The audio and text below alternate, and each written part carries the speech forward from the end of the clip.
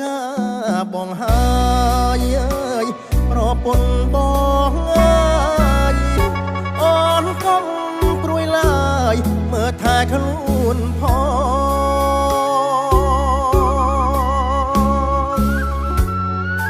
នៅផ្ទះថាកូន